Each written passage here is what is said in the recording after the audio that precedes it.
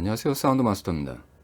네, 오늘은 오디오 기기에서 많이 들어있는 OP앰프에 대해서 말씀을 드리고, OP앰프 교체를 통해서 정말 음질이 변하는지 또 우리가 해볼 만한지 확인해 보고요. OP앰프 교체하실 때 주의사항에 대해서도 말씀드리겠습니다.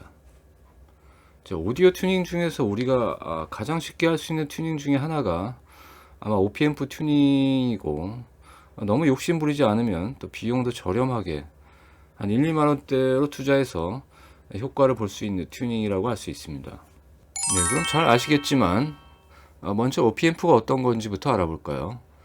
네, OP앰프는 원래 산업용으로 개발된 건데 그 중에 일부를 우리가 오디오 용도로 사용하고 있고요. 또 오디오 전용으로 나오는 OP앰프도 일부 있습니다. 네, OP앰프의 역할은 오디오에서 간단하게 소출력으로 증폭을 하는 역할입니다. 그러니까 수십 미리볼트 수준의 전압을 수백 미리볼트 수준으로 증폭하는 역할인데요. 그래서 프리앰프나 CD 플레이어, DAC 등의 소스 기기나 프리앰프에서 많이 사용을 합니다. 파워앰프에도 가끔 들어있고요.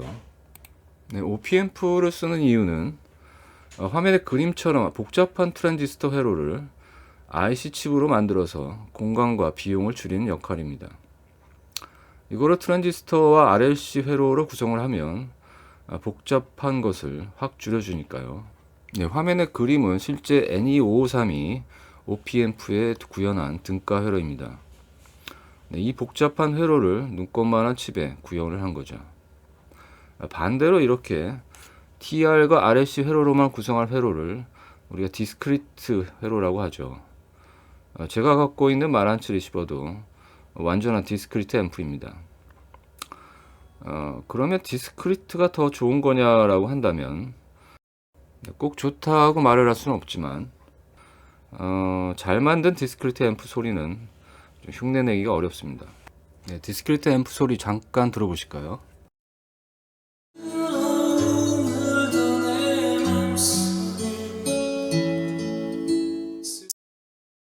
네, 그래서 심지어 OP앰프를 이런 칩이 아니라 디스크리트로 만든 제품도 있습니다. 좁은 기판 위에 작은 TR과 저항 칩으로 구성한 제품이죠. 그래서 이런 제품이 수제라고 해서 가격이 좀 비쌉니다. 네, 그럼 성능도 좋을까요? 결론부터 말씀드리면 별로 추천드리고 싶지 않습니다. 이건 소량으로 주로 수제로 만든 제품들이라 발열 문제나 또는 디스토션 등의 문제가 있는 경우가 종종 있어서요. 네, 서론이 좀 길었는데요. 자, 그러면 우리가 쓰는 오디오 제품에서 기본적으로 아주 흔하게 장착되어 있는 많이 볼 수 있는 OP앰프인 NE553이라는 제품이 있죠. 이 제품 가격이 1,000원대의 제품으로 아주 저가형인데요. 자, 그러면 소리도 저렴한 거 아니냐고 모르실 텐데요. 실제로 몇만 원대의 OP앰프와 비교해보면 음질이 그렇게 떨어지지 않습니다. 뒤에서 음질을 다른 OP앰프와 비교해 볼 텐데요. 자, 이 제품을 많이 쓰는 이유는 저렴해서도 있지만 가격 대비 성능이 좋기 때문입니다. 네, 5532 제품은 JRC553이도 있고 NE553이도 있는데요. 같은 제품이고 제조사만 다를 뿐입니다. 자, 그러면 실제로 OP앰프를 교체하시기 전에 몇 가지 확인해야 할 것들이 있는데요. 왜냐하면 OP앰프라고 다 호환이 되는 건 아니니까요. 네, 첫 번째로 OP앰프를 교체하려면 먼저 기존에 들어있는 제품과 호환이 되는지 확인을 하셔야 됩니다. 네, 상품 판매처에서도 추천을 해주지만 가급적이면 구글을 이용해서 호환 제품을 확인하시고요. 네, 중요한 건 싱글 OP앰프인지 듀얼 OP앰프인지 확인하시고, 네, 싱글은 모노란 얘기고요. 듀얼은 스테레오입니다. NE553는 듀얼 OP앰프이니까 같은 듀얼 제품으로 교체하셔야겠죠. 네, 그 외 동작 전압이나 또 증폭률도 확인하셔야 되는데요. 네, NE553이가 파워 전압이 플러스 마이너스 22V까지 동작하고요. 증폭률은 100dB입니다. 네, 그래서 이 비슷한 범위 내에서 고르셔야겠죠. 네, 두 번째로는 OP앰프를 교체가 가능하게 소켓으로 처리가 되어 있는지 좀 확인이 필요합니다. 네, 물론 납땜으로 되어 있어도 납땜을 떼어내고 붙이면 되지만 다리 8개를 한 번에 납을 제거하고 다시 붙이기가 초보분들은 쉽지 않습니다. 그래서 대부분 요즘 나오는 중국산 소형 기기들은 아예 튜닝하기 좋게 대부분 소켓으로 꼽아 놓아서 핀셋이나 손으로 쉽게 빼기 좋게 해놨습니다. 네, 그 다음에 실제로 장착하실 때도 주의하실 점이 있습니다.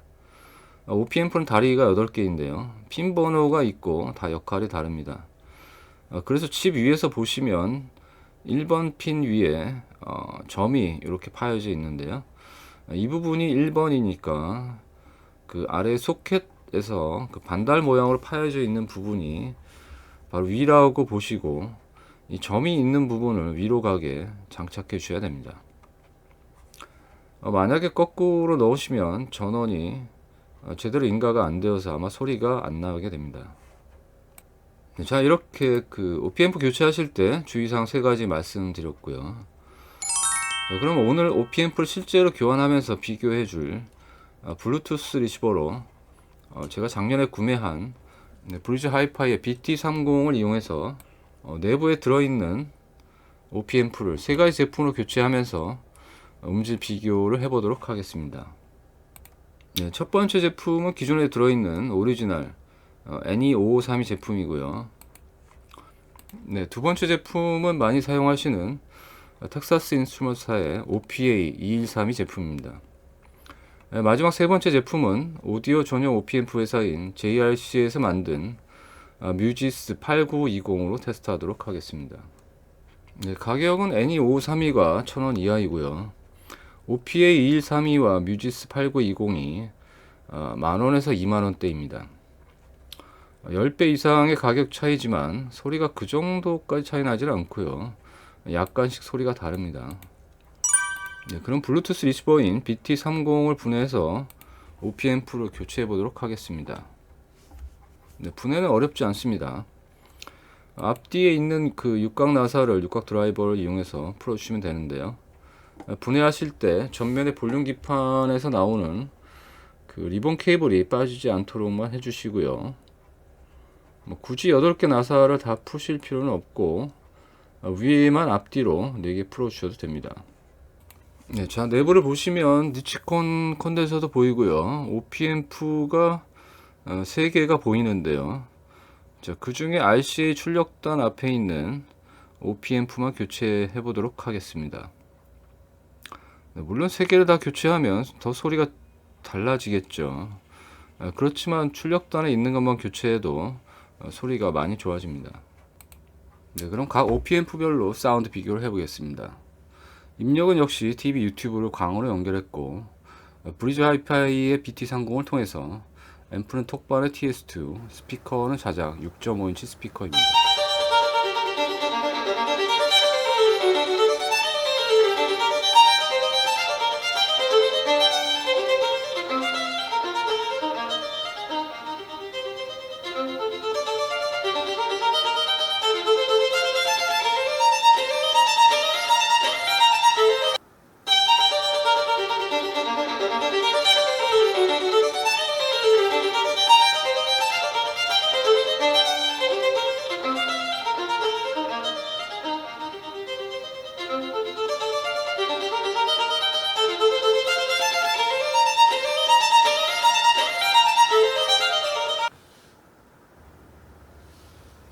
NE5532와 OPA2132 비교해서 들으셨고요. 마지막으로 뮤지스 8920으로 교체하고 또 들으시겠습니다.